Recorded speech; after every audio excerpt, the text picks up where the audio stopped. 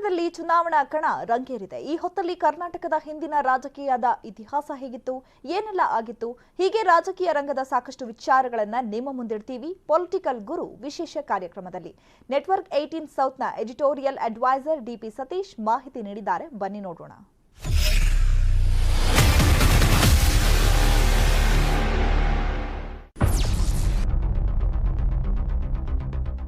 ನಮಸ್ಕಾರ, ಇದು ಪೊಲಿಟಿಕಲ್ ಗುರು. ಈ 1999ರ ವಿಧಾನಸಭೆ ಚುನಾವಣೆ ಲೋಕಸಭೆ ಜೊತೆಗೆ ಆಯಿತು.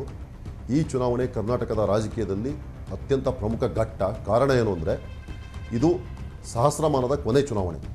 ಅಂದರೆ 20ನೇ ಶತಮಾನ ಮುಗಿದು 21ನೇ ಶತಮಾನಕ್ಕೆ ಆರಂಭವಾಗುವ ಮೊದಲಿನ ಒಂದು ವರ್ಷ ಮೊದಲಿನ ಚುನಾವಣೆ.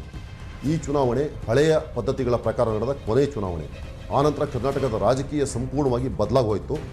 ಹಾಗೂ ಆ ಕಾರಣಗಳಿಂದ ಈ ಚುನಾವಣೆ ಅತ್ಯಂತ ಮುಖ್ಯವಾದ ಚುನಾವಣೆ ಮತ್ತು BJP ರಾಜ್ಯದಲ್ಲಿ ಪ್ರವರ್ಧಮಾನಕ್ಕೆ ಬೆಳೀತಾ ಇದ್ದ ಕಾಲಘಟ್ಟದಲ್ಲಿ ನಡೆದ ಚುನಾವಣೆ. 1999ರ ಚುನಾವಣೆಯಲ್ಲಿ SM ಕೃಷ್ಣ ಅವರು ಕಾಂಗ್ರೆಸ್ ಪಕ್ಷವನ್ನು ಮುನ್ನಡೆಸಿ ಗೆದ್ದು ಬಂದು ಮುಖ್ಯಮಂತ್ರಿ ಆದರು. ಹಾಗೂ SM ಕೃಷ್ಣ ಅವರು ಮುಖ್ಯಮಂತ್ರಿ ಆದ ನಂತರ ಬೆಂಗಳೂರು ದೊಡ್ಡ IT ಸಿಟಿಯಾಗಿ ವಿಸ್ತರಣೆ ಆಯಿತು. ಹಾಗೂ ಭಾರಿ ದೊಡ್ಡ ಸಿಟಿಯಾಗಿ ನಾವೀಗ ನೋಡ್ತಾ ಇದ್ವಿ. ಆ ರೀತಿ ಬೆಳೀತು. ಅದೆಲ್ಲ ಅವ್ರ ಕಾಲದಲ್ಲಿ ನಡೆದಿತ್ತು. ಅಂದರೆ IT SM ಕೃಷ್ಣ ಅವರೇನು ಸ್ಟಾರ್ಟ್ ಮಾಡಿದ್ದಲ್ಲ, ಮೊದಲೇ ಇತ್ತು. ಅವರು ಬಂದಾಗ ಅದಕ್ಕೆ ಭಾರಿ ಪ್ರಾಧಾನ್ಯತೆಯನ್ನು ಕೊಟ್ಟು ತುಂಬ ದೊಡ್ಡದಾಗಿ ಅದನ್ನು ಅವರು ಬೆಳೆಸಿದರು.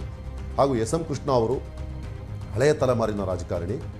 ಅವರು 99ರಲ್ಲಿ ಗೆದ್ದು ಬಂದಾಗ ಅವ್ರ ಜೊತೆಗೆ ಹಳೆಯ ತಲೆಮಾರಿನ MI ಗೋರ್ಪಡೆ ಅವರು, KH ರಂಗನಾಥ್ ಅವರು, H ಶ್ರೀಕಂಠಯ್ಯನವರು ಎಲ್ಲ ಗೆದ್ದು ಬಂದರು, ಮಂತ್ರಿಗಳಾಗಿದ್ದರು ಸರ್ಕಾರದಲ್ಲಿ. ಅವರೆಲ್ಲರೂ ಕೊನೆಯ ಸಲ ಮಂತ್ರಿಯಾದಂಥ ಸರ್ಕಾರ ಬಂದಿದ್ದು ಅದೇ ಸಲ.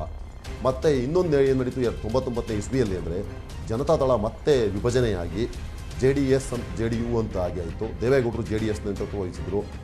JDU ಪಕ್ಷ ಈ ಬೊಮ್ಮಾಯಿ ಅವ್ರ ಜೊತೆ ಎಲ್ಲ ಇತ್ತು. JH ಪಟೇಲ್ರು ಮುಖ್ಯಮಂತ್ರಿ ಆಗಿದ್ದಾರೆ, ಅಲ್ಲಿದ್ದರು. ಆ ಪಕ್ಷ ಯಡಿಯೂರಪ್ಪನವರ BJP ಜೊತೆ ಮೈತ್ರಿ ಮಾಡಿಕೊಂಡು ಚುನಾವಣೆಗೆ ನಿಲ್ತು.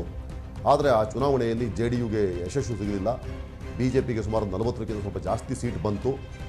ಆದರೆ ಆ ಚುನಾವಣೆಯಲ್ಲಿ ಇನ್ನೊಂದು ದೊಡ್ಡ ಸಂಗತಿ ಘಟಿಸಿತು. ಅದರಲ್ಲಿ ದೇವೇಗೌಡರ ಇಡೀ ಕುಟುಂಬ ಸೋತೋಯಿತು ಚುನಾವಣೆಯಲ್ಲಿ. ದೇವೇಗೌಡರು ಹಾಸನದಿಂದ ಲೋಕಸಭೆ ಸೋತರು, ಕುಮಾರಸ್ವಾಮಿ ಅವರು ಸೋತರು, ರೇವಣ್ಣವರು ಚುನಾವಣೆಯನ್ನು ಸೋತರು. 99ರಲ್ಲಿ ದೇವೇಗೌಡರ ಕುಟುಂಬದಿಂದ ಯಾರೂ ರಾಜ್ಯ ವಿಧಾನಸಭೆಗೆ ಅಥವಾ ಪಾರ್ಲಿಮೆಂಟ್ಗಾಗಿ ಬರಲಿಲ್ಲ. ಆ ಚುನಾವಣೆಯಲ್ಲಿ ಆ ರೀತಿ ಪರಿಸ್ಥಿತಿ ಬಂತು. SM ಕೃಷ್ಣ ಅವರಿಗೆ ಒಳ್ಳೆ ಮೆಜಾರಿಟಿ ಬಂದಿದ್ದರಿಂದ ಅವರು ಉತ್ತಮವಾಗಿ ಸರ್ಕಾರ ನಡೆಸೋಕ್ಕೆ ಸಾಧ್ಯ ಆಯಿತು.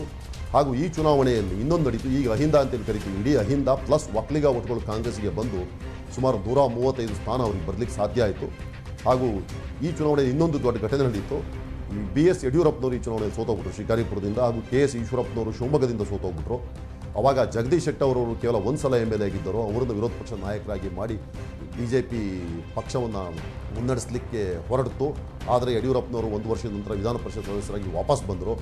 ಹಾಗೂ 99ರಿಂದ 2004 ನಡೆದ ಈ ಸರ್ಕಾರ ಇತ್ತು, SM ಕೃಷ್ಣ ಅವರ ಸರ್ಕಾರ. ಹಾಗೂ 6 ತಿಂಗಳು ವಿಧಾನಸಭೆಯನ್ನು ವಿಸರ್ಜಿಸಿ ಚುನಾವಣೆಗೆ ಹೊರಟೋದ್ರು. ಆಮೇಲೆ ಏನಾಯಿತು ಅಂತ ಎಲ್ಲರಿಗೂ ಗೊತ್ತು. ಆದರೆ ಇದರಲ್ಲಿ ಇನ್ನೊಂದು ವಿಷಯ ಇದೆ.